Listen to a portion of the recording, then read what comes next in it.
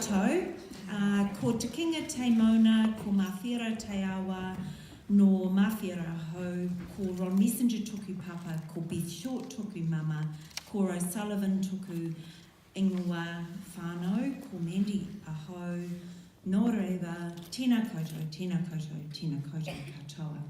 A very big welcome to you all. It is great to see, and hopefully there's representatives of the 9 schools in the Mawhira district who are involved in this project, and the 2 schools from Hokitika, and I know it's a long way to travel. So Kim's kindly, she's been coerced to record it so we can upload it to YouTube, and you'll be shared that link, the schools that are here.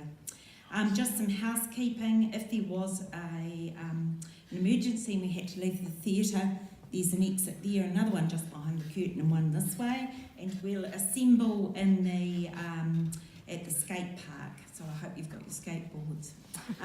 Anyway, moving on, I need to thank you very, very much, firstly, for being so supportive of this project that has now been running on the West Coast for 3 years. Just a little bit of background about it. In 2014, several of our principals visited Auckland, and we went to visit Point England School, and we had a meeting with Russell Burge, and he is an inspirational leader who works in a very low decile area in Auckland, and he started the Manaiakalani cluster, and he had his school, he could not improve student outcomes for these students.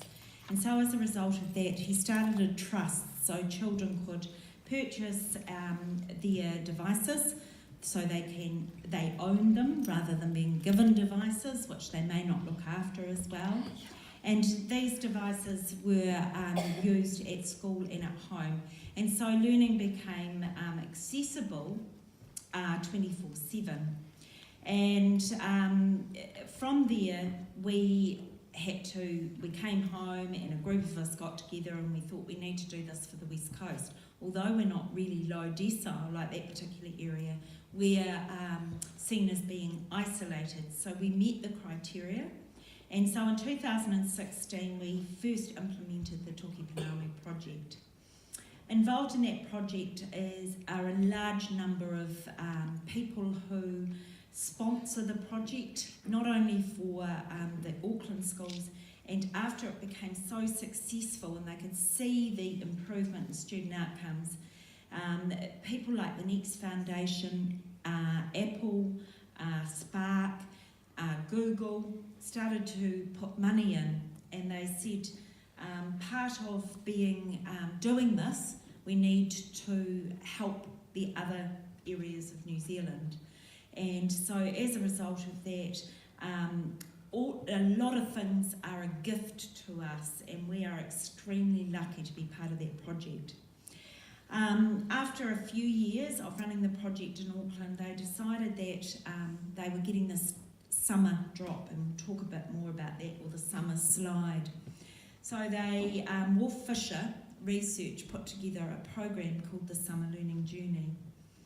This was sponsored by the Next Foundation, and so they pay for the employees who are employed over the summer to help children improve their writing, and you're going to learn a bit more about that tonight. And we also are very, very grateful for the support we get. For the first 3 years of the project, Madeline was a gift to us. Where is Madeline? Down there. And she came into our schools, and she works with your children, she works with our teachers, she works with the principals, and we've been able to employ her through the ministry this year, and we know that she's going to be employed next year as well. And since then we've got the Toki Panawi Education Trust up and running, and we couldn't do that without Development West Coast, who gave us a loan, an interest-free loan the first 3 years, and we're just about through the hoops for the second lot of monies, and we pay that back, but it's so that we can purchase the devices for your children. So tonight's program is that Madeline is going to talk first of all, and she's going to talk about the research that sits behind the project. And then we're going to have Ali Costello, who is managing the summer learning journey for the West Coast schools, the 9 schools and the 2 down in Hokitika.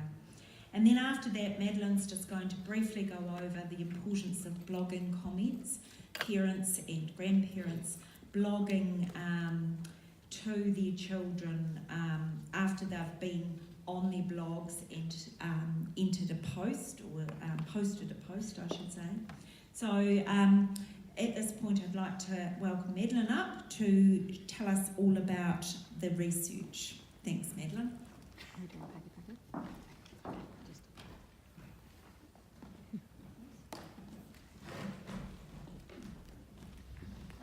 Hello everybody, kia ora.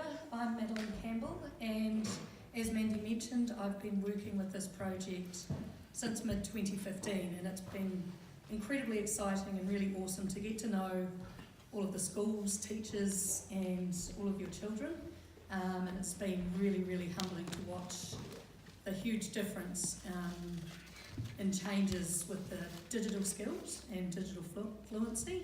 And also really exciting to see the improvement in learning outcomes, particularly around literacy at the moment. So my job initially is to talk to you about the research behind the summer learning journey. And I'm going to keep it brief, I'm not going to thrash it too much, I'm just going to focus in on the main summary of what the research has found. Something I really like about this project is it's researched. It's researched by the Wolf Fisher Research Centre, which is based out of Auckland University. And we have a team of internationally recognised educational researchers working out of Auckland University that are part of this project. So it's really special to be part of something where we're not just trialling it and hoping for the best, we actually know and have data that we can look at and know what's going well, what we need to focus on, what we can leave behind. So I popped a wee summary up there that you've probably skimmed through by now.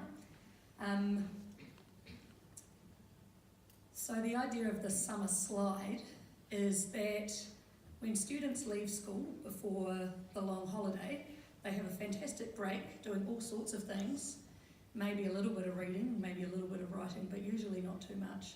And by the time they come back to school and we do the initial start of year testing, we often find that their results have dropped below where their results were at the end of the previous year.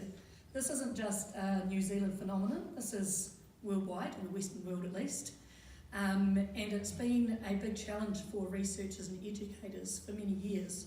This trend isn't new, it's a trend that's been there for a really long time. And it's quite exciting to be part of a project that it actually seems to be addressing that.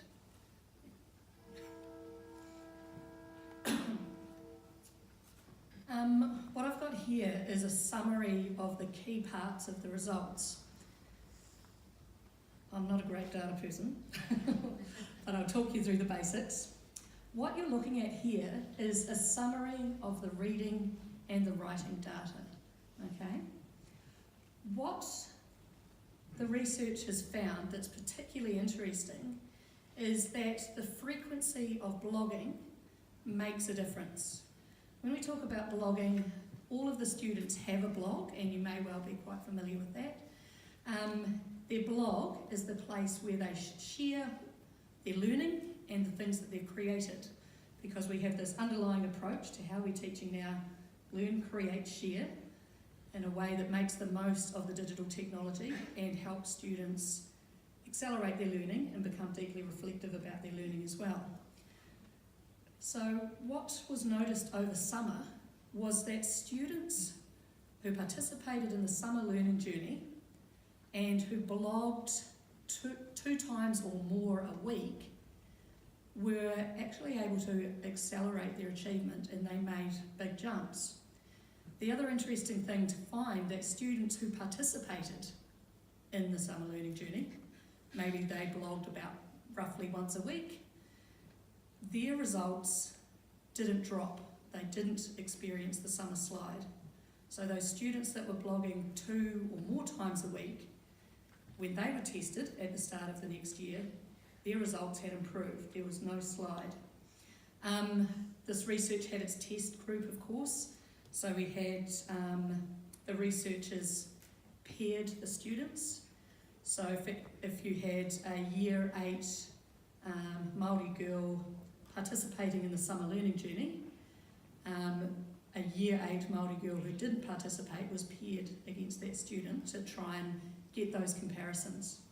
So this research has been happening for, I think, over 3 summers now, and this is the trend that they're seeing not just in Auckland, in the cluster of 10 schools up there.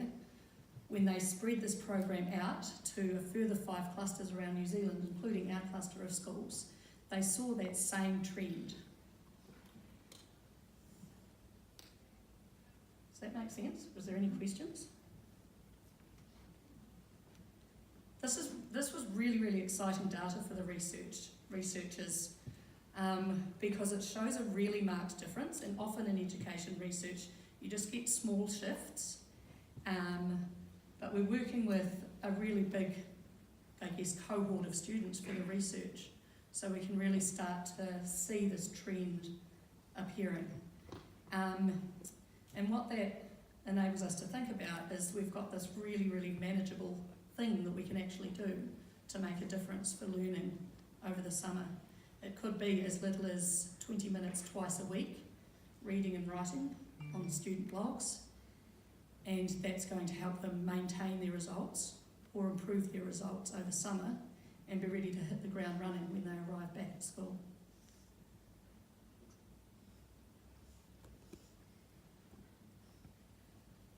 So ASTIL and PAT, or PAT, are a couple of the types of tests that are used to explore how students are progressing with reading and writing.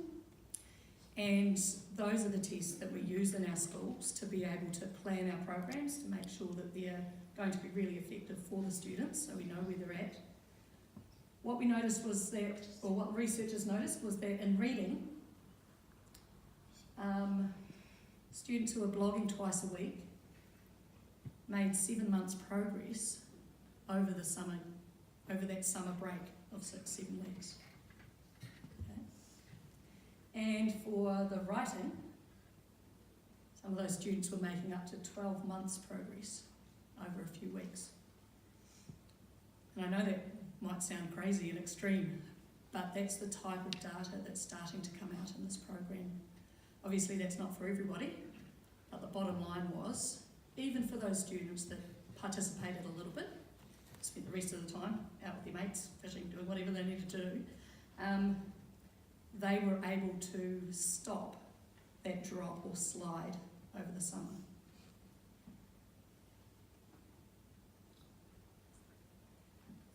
This doesn't happen by accident through the summer learning journey. It's a really carefully planned series of activities. Okay? The series of activities use the Learn, Create, Share approach. Rachel, who is the researcher who runs and coordinates this whole program, is herself a very experienced teacher and uses the research to make sure she really carefully plans and coordinates the tasks and activities. So basically what we've got there is that if we do the teaching, designing an effective literacy-based program, plus the Learn, Create, Share cycle. So students do an activity, they learn something, they create something in response to show what they've learned, and then they share it on their blog. That's a Learn, Create, Share cycle. If they do that 2 or more times a week, then we're able to see measurable gains in reading and writing achievement outcomes. So that's teacher speak for they get better. Okay. And there's just a picture of Rachel there, who we can connect back to. So if you're particularly curious and want to know more about this program, her contact information is there, and she's always very happy to talk to people. There's also a really detailed report around the research if you're particularly interested in seeing that.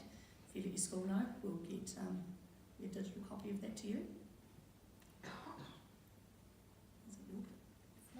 So that's the research in a nutshell. I hope I've explained that clearly, but do feel free to let me know if you've got any questions. And I know it's quite, the differences and the change for the better that it makes for students is really, really interesting and really, really valuable. And I'll talk to you again soon. So, welcome everybody. My name's Ali Costello, and I'm lucky enough to be employed by the Wolf Fisher Research Centre to actually run the summer learning journey. I had the pleasure of getting this job last year for the first time, and it was all new to all of us. We were all learning as we went. But this year I'm really excited to share the program with you. Now we know a little bit more about it. We've got the research to back it up, the data to back it up, and we're really looking forward to the students having a fabulous summer and making some wonderful gains. So what is the summer learning journey? The summer learning journey is a program that's written that lasts for 4 weeks, but the children have 6 weeks to complete this program. It contains 60 different activities where the students can actually earn points to gain prizes. And when I go around the schools, the word prizes, their ears stand up. Their attention is all of a sudden all about what they can win. And really exciting that last year I didn't have a lot of choice in what the prizes were, but I'm happy to say that for the top blogger from the all 11 schools, this year the first prize is actually going to be a drone. So the kids are going to be able to fly a drone, record videos, take photos.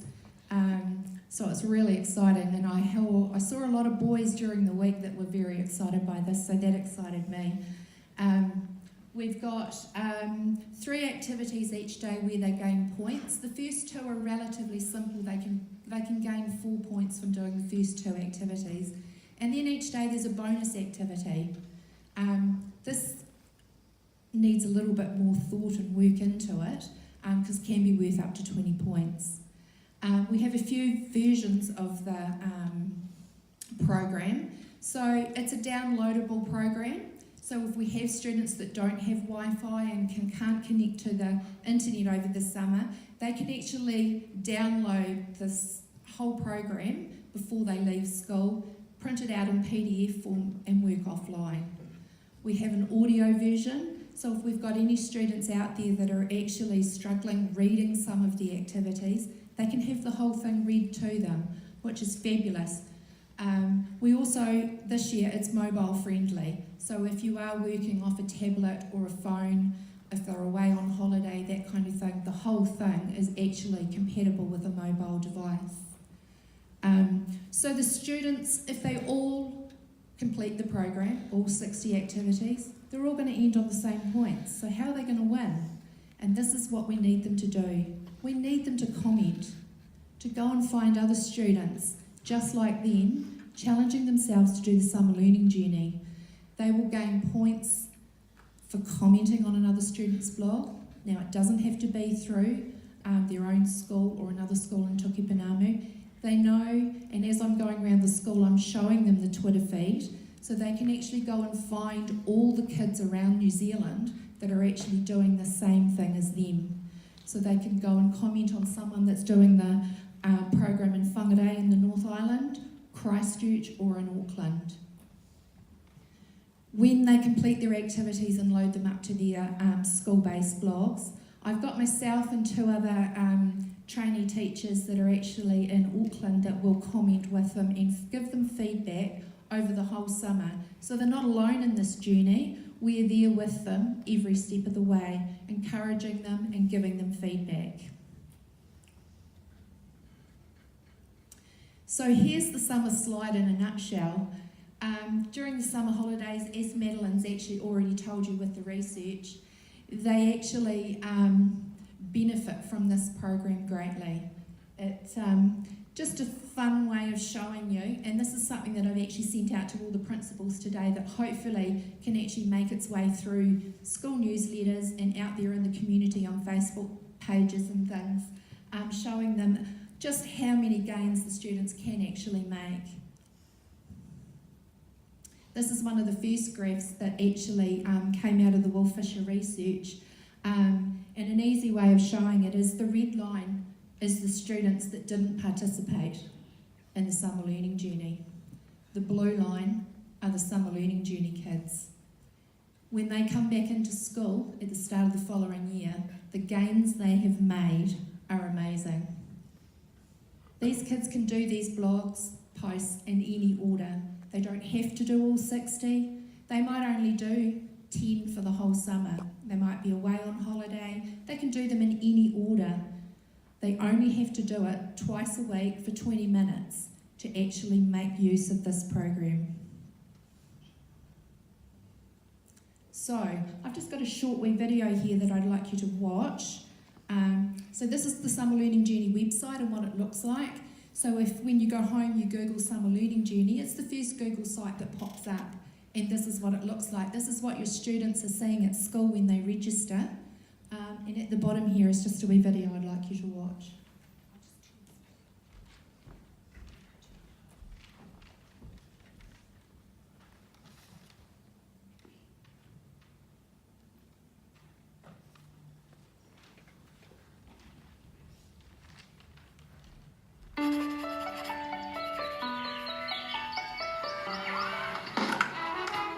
Hi, I'm Daniel, and this is my mum.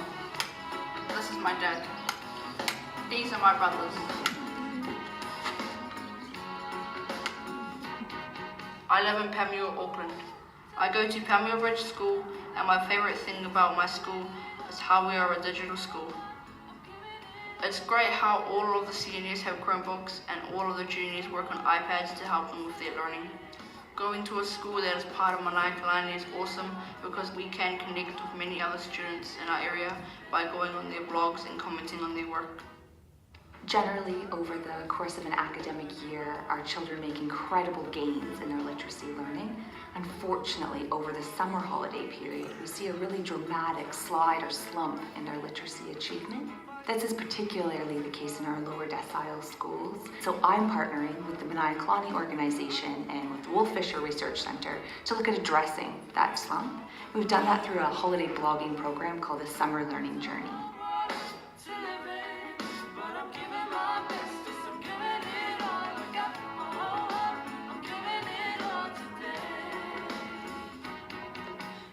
In summertime, one of the things my brothers and I do for fun is play on the trampoline. One of my favourite things is doing the summer learning journey. People probably think that doing something similar to school during the holidays is boring, but it can be fun and you can learn lots of different things. The Summer Learning Journey is a really fun blogging program. It's engaging, it's exciting, full of activities related to travel and adventure that students can actively participate in. We blog back with them, providing on-the-spot feedback. We also recruit people from all over the world to read our students' work, provide support, provide encouragement, and really keep that learning going over the summer holiday. For this summer learning journey task, I had to compare what is eaten commonly in the country I have chosen to visit and what I eat here in New Zealand. I usually have Weet-Bix for breakfast, and in Canada, a breakfast that is common is pancakes with maple syrup. I would prefer to have maple syrup and pancakes for breakfast because it sounds and looks much more appealing than Weet-Bix. Hi Daniel, yum! Looking at your blog post about pancakes is making me hungry. I absolutely love pancakes and maple syrup. We don't often have the opportunity to eat them, but when we do, they are such a treat.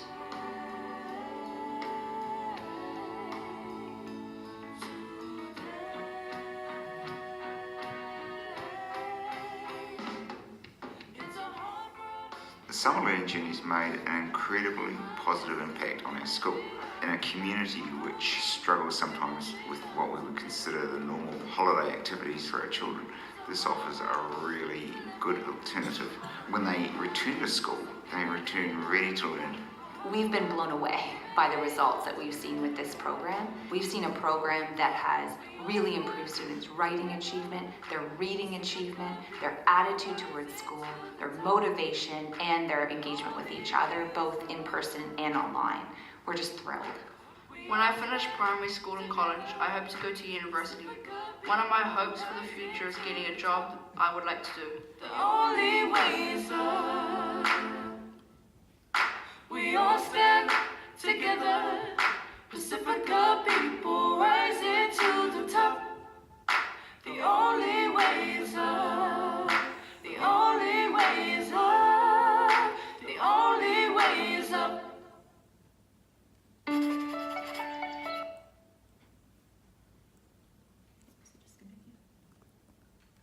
So that young man that actually was in that video, Daniel, is actually had his first year at high school this year, and although he can't participate in the program this year, is actually coming back as a commenter. He had such a great time over the last 3 summers that he's actually going to be one of the commenting teams. So if any kids out there get a comment from someone called Daniel, that's the young man that you've actually just seen in the video. So last year the program was 200 years of New Zealand history. So the children actually started in the 1800s and stepped their way through the decades learning all about New Zealand. This year the program is called The World Around Us. So it's got a really environmental theme to it, which is quite relevant to what the kids are actually learning in schools today. So the first week, as you can see, is all based around the land. So all the activities that they will complete have got things to do with the land. Now this program is written by the team in Auckland, but it's got a really West Coast theme to it, because during the first week, you can see I've picked out a couple of the topics of the activities that they'll be doing, and the kids have to do a topic on the pancake rocks in Punakaiki. Now our kids have got a heads up already, because I'm sure there's plenty of kids in Auckland that don't actually know where Punakaiki is. They're also going to learn about mining, coal mining and gold mining, so we're actually ahead of them there as well. And then there's this god of the forest, Tane Mahuta. There's an activity to do on him, so from up there in Northland. The second week, all the activities are based around the sea. One of the activities, whitebait. So our kids have got a really good start there. They're doing something with the most bizarre sea creatures, learning what actually lives on the bottom of the ocean, way down there in the deep, and things like the Great Barrier Reef. During the third week, it's all about the air. So it's to do with the climate, the ozone layer, anything that flies really, birds in there, and the southern lights or the aurora that we can quite often see from out, if you're lucky enough, especially if you're at Point Elizabeth. And the fourth week, environmental sustainability. And the big thing I want to say here, this is really to do with the recycling, the plastic bags. I don't know if you all saw the article on the news, I think it was last night or the night before, about the sperm whale that had quite a lot of plastic in it, something like 115 plastic cups inside it, and meters and meters of plastic. So lots of things that they're going to learn there about endangered sea creatures, reducing waste and recycling. So it's a really exciting program with some really fun things for the kids to do. So here's the prizes. So for each school, there are the top 3 bloggers that will be rewarded with a great prize pack. There is also the top blogger out of the whole 11 schools in the cluster, and that prize will be the drone. The other thing that the principals don't actually know that are sitting here, we've just decided today that we're actually going to run a competition between the schools. We're going to have a competition for the most active participating school. Doesn't matter if you've got 15 students or 150 students competing, it'll be the most active. So we've purchased some native trees today that we are going to donate to the most active school when I come back with prize packs in February, so that's pretty exciting. And there'll be spot prizes as well. The kids might only do half a dozen activities, but there might be one that's completely outstanding. It might be a piece of writing, it could be some poetry, it could be a video that they make. Only takes one post to actually earn themselves a prize with a spot prize, because we had some fantastic work from our students last year. How do they register? Well, luckily, I'm making my way around the schools at the moment, and I do currently have 203 registrations from just 3 schools, which is absolutely fantastic. I've still got 8 schools that to register yet, but they can just simply go to our website, the Summer Learning Journey, and click on the register button, find Tuki Panamu, put their details in. The only thing they need to know to register is their blog address. The kids know how to open their blogs, they can show you that. They know how to copy and paste, and they put that into the Google form. And they just need to okay and submit at the end. I don't think we can go any further than this. It's a really simple 4-step process. It is a really easy way to go. I am helping them to register, but if I do miss any, please make sure that they do register through the website. So here's our lucky winner of the Tuki Panamu cluster from last year. At the top here, Ricky Lee, who earned herself a tablet. She was the top blogger out of all 13 schools that we had last year. And this is the lovely kids at Alahono School that I had the pleasure of looking after last year. Now all kids get a digital badge on their blog once they've completed the program, and this is just last year's badge there for the kids and what they had. So I've actually got 3 students here tonight that I've asked to come along. I've got Jess from Kamara School, who was the winner at Kamara School last year. I've got Jack from Paroa School, who got second out there, and I've got Regent from Greymouth. So if I can just ask those 3 to come down, I just want you to hear from them all about the Summer Learning Journey and what they did last summer. So we'll start with you, Regent. Don't be shy.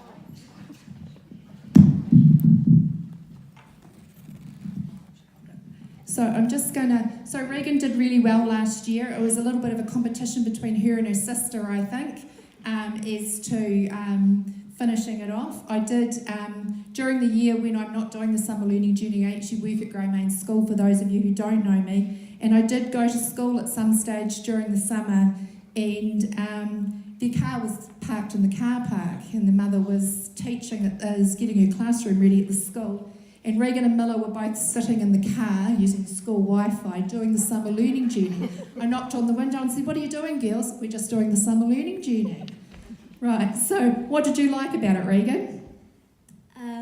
Lots of the activities, they were ones, lots of them we had to compare, and like they were lots of them real interesting and fun, and you learned lots of new facts. Did you have a favourite? I quite liked the one where if you were going on a big overseas experience, you had to write the country you would go to and what things you would visit. And this is Jess from Kamara. Jess did a fantastic job as well out there flying the flag for Kamara School. So Jess, tell us what you liked about the Summer Learning Journey. I liked that there was a variety of different questions, and yeah. What are you looking forward to about this time? I'm looking forward to do it this year because there will be lots of different things and I want to learn about all the things. And this is Jack from Paroa School, and Jack did a fantastic job as well. So Jack, why would you recommend the program to anybody? Do you think did you have fun doing it? Yeah, I had fun. It's quite interesting, the topics that we had to learn about. Did you have a favourite? I like the one on the cathedrals, where you had to learn about a cathedral. Cool, well done. Thanks, guys.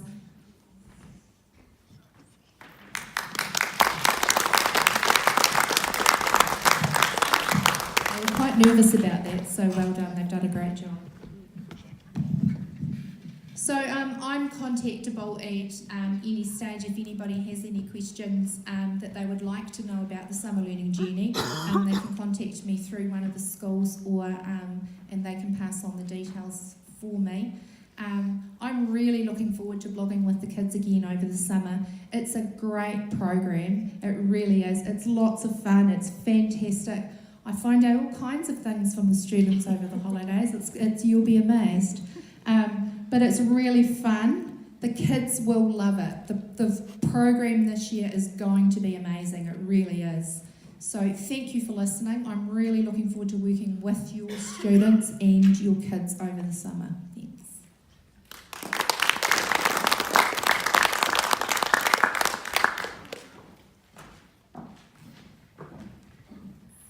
Thank you very much, Ali, and I think we're very lucky to have you and your commitment to the Summer Learning Journey. I'd just like to emphasise that the Summer Learning Journey is not to be something that you think is going to tie you down over the summer. Ali said several times, 20 minutes a day. And the little girl whose photo you saw up there, Ricky Lee, she's year 8, who won the Summer Learning Journey and won the major prize. She, when I spoke to her parents about it, they thought that she was actually just playing games. They didn't actually know what she was doing. So it was a great surprise to them when they found out she was actually blogging and doing something. She hadn't shared that with her family. And it was a really busy time in her family. Mum had just had a new baby, and so Ricky Lee was just off doing her thing.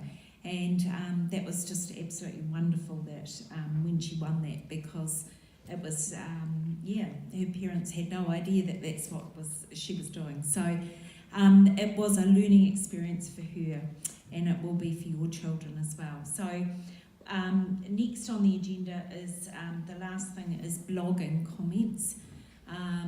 This is something that we have found that in our research, so everything we do is researched, and our teachers are observed, and our children are surveyed, and parents have been asked to also submit surveys as well. One of the things that's coming back quite clearly is that children do these wonderful blog posts and they're not getting the comments. So they're sharing their work and as part of the Learn, Create, Share, and then the blogging, they get no comments. And when you do blog, and when I comment on a blog, it's great to hear the kids say, "Oh, thanks, Mrs. O, I've responded to your blog." So they're responding back and they get that affirmation. And so next year, as the principals we met on Friday, that's one of our focuses, is to ensure that parents know what good blogging comments look like. So Madeline's just going to quickly look into that now and give you some hints for the holidays. Okay, I sat down and came up with a few tips and ideas. You go to the next slide. The first thing to know about is as part of the CyberSmart curriculum, all of the students learn to make positive, thoughtful, helpful comments. So they're very structured, and obviously as they get older and more experienced, those responses become more natural and more integrated. But it's not good enough just to hop on and say, "Well done." The students are now looking for some feedback that's going to help them with their learning. And I've got a short video of students talking about that, and it's quite interesting how clearly that comes through. So it's just important for you to know that there is a really structured approach to this. And I guess the dream is that they'll transfer those positive, thoughtful, helpful skills into their social media lives as they get older. I did a bit of a list last night thinking about, who can we get commenting and how can we actually put this all together? And there's a place here for parents and whānau, and I've highlighted it in yellow. I've got a number of ideas to support teachers next year to think about how we can actually get people connecting with blogs more and doing a bit more commenting. But what you can do as a family, commenting on your own child, connecting with grandparents, aunties, uncles, and encouraging them to participate, can be really useful. We already have a bit of brothers, sisters commenting on each other's blogs, that sort of thing, so I want to encourage that too. We go to the next slide. So I thought about what's some practical tips.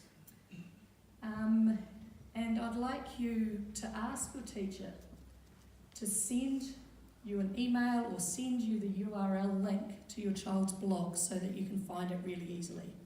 Okay? Teachers will be getting this message at the start of the year too.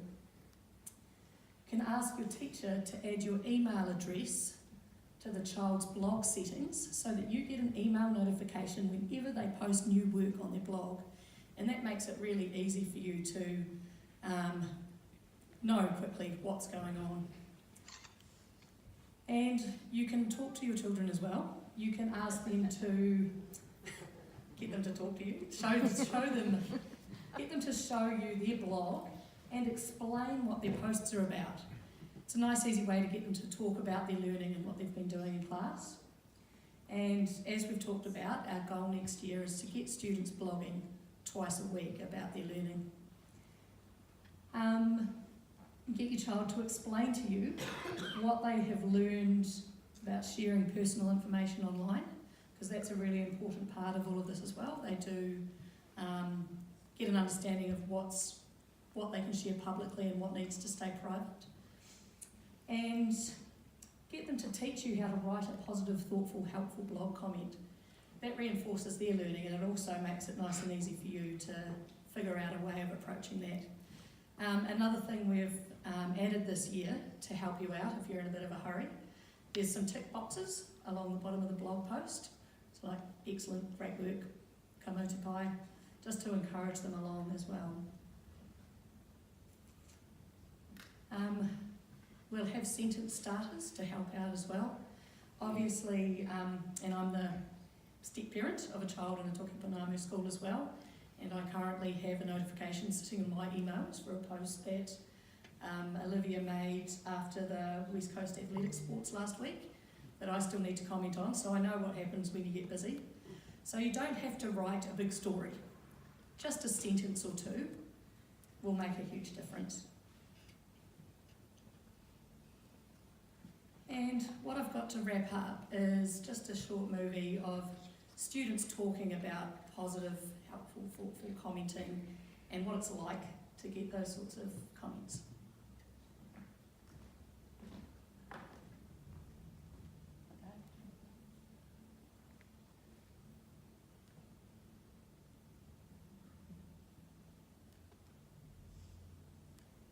Kia ora, I'm Ali and I'm here to tell you what the effect of thoughtful, positive and helpful comment on your blog can be. Now, I was looking through my blog and I found this comment left by Carol from Panma Bridge School. Kia ora, Ali. My name is Carol from Panma Bridge School. I really like your work. I love that you put the link to show where you get the ideas and facts. Next time you could double check your blog so the layout is alright and it doesn't go through the page. Keep up the good work, Ali. Now, when I saw this comment, I thought, wow, people actually are reading through what... I'm just going to give this a wee pause because it's quite funny. In the video clip you saw earlier about the summer learning journey, you saw Panmure Bridge School. So Ali Bellis here has been buddied up with one of those classes and they've been sharing their ideas together. The interesting bit here is that Ali's teacher was first to comment on his blog and pointed out that the layout wasn't working. He completely ignored that, and it wasn't until one of his peers in another school, but another student his age pointed it out that he really made a connection. Put my hard work into, made me feel really good about myself. Also, I did double check my blog and I found out that it went over the side. This is what a thoughtful, positive and helpful comment can do. A good comment helps motivate you and is like a gold medal, something you earn for doing a good job. A good comment helps you improve your work by giving you tips. Also, if you get a good comment, you can show it off to your friends. Bye, thanks for watching.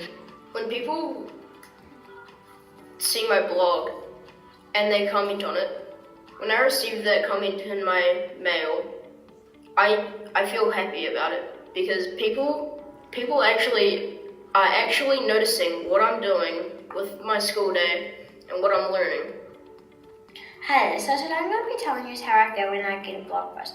I actually feel quite excited and happy because when I get a blog quiz, people tell me how I need to improve on my work. Like if I need to check my spelling, check what I've done, and add some more better punctuation into it.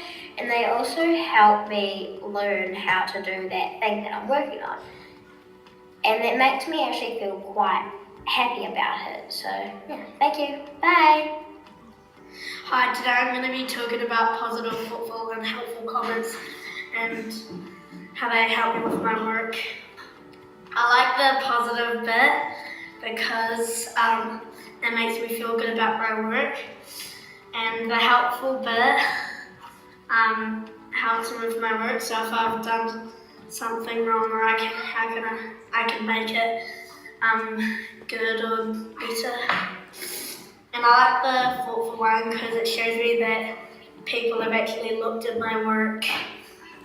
And ones that aren't positive, thoughtful, helpful, like when they say good job, they make me feel bad because they're not properly looking at my work and not helping me and helping me be BTB. Bye. I feel good because it helps me improve with my learning. I feel like people care about my learning. Feeling like it helps me with my self-confidence. How does it help you with your learning, Piper? It helps me improve on my next post. Helps me fix my mistakes. Keep up the positive comments, Kiwis. Bye. Hi, I'm Olivia and I'm Sophie, and we're going to be saying what we like about people commenting on our blogs. I feel proud because people are saying that my post is really good and that I've done well. Hi, it's me and Isabel. We're going to answer some blog comments. My one is, how would you feel if a helpful comment on your learning came? I would feel thankful and like it would be easier for me to correct my errors. Isabel? I'll be really happy if I got a comment because it's really fun to get feedback. Bye.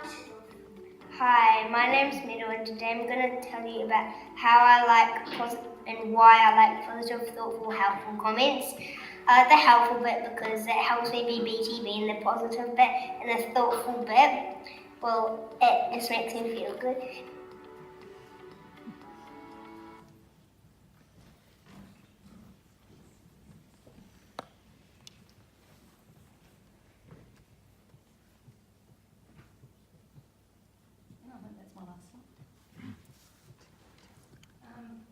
So hopefully just hearing the kids talking about what blog commenting means to them has been really useful for you to hear.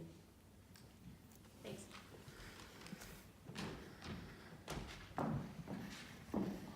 Okay, that's the evening coming to an end. I hope it's been informative for you, and the principals who met on Friday have put a goal out. Last year we had a 19% take up of the summer learning journey.